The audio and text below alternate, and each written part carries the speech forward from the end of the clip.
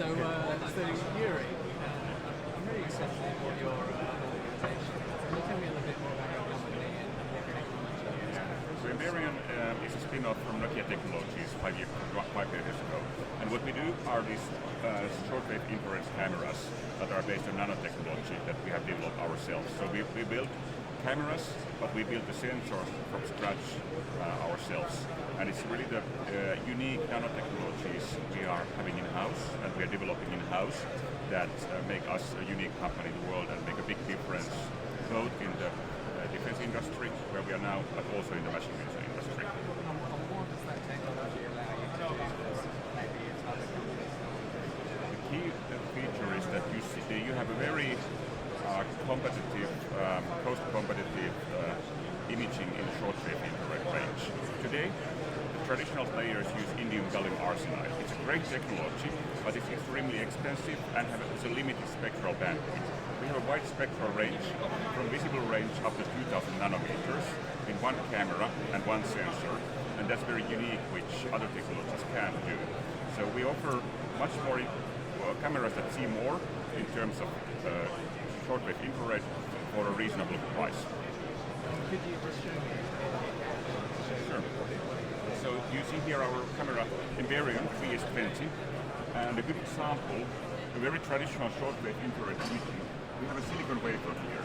You see now, our eyes don't see through it. If you take an image with camera, you don't see through it.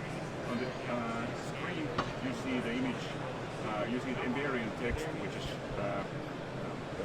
there printed behind the wafer. So you see through the camera. Also, if you take a camouflage hat,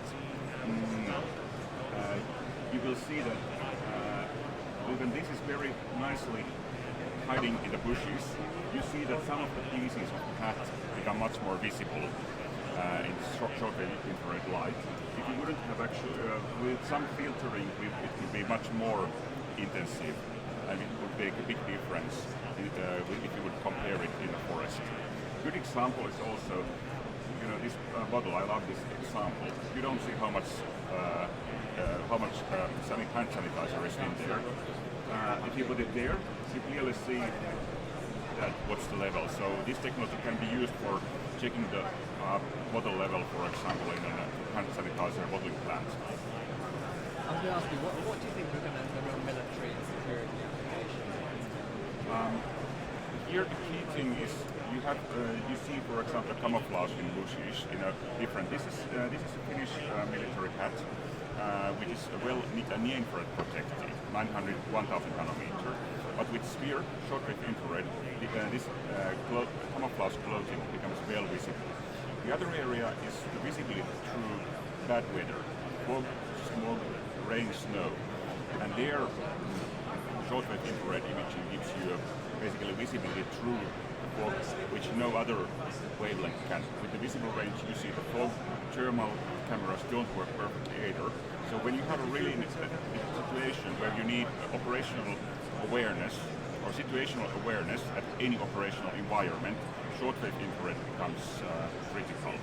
And what InGas can do it in great extent, but if you ask the players here, they tell it's far too expensive.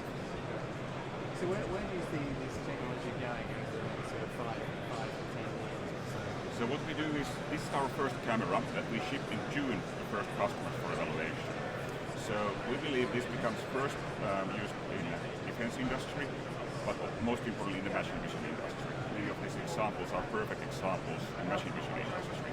But when we go 5 to 10 years, when you speak about situational awareness, the moving devices, the tanks that we see around here, need to have the situational awareness at any weather condition. But there are also other objects that need to move and need to have the situational awareness at any weather conditions, and that's a self-driving car. Today, both of us are allowed to drive our car in a fog, and we make the judgment: do I stop and what's the speed? If an autonomous car doesn't see ahead, they stop.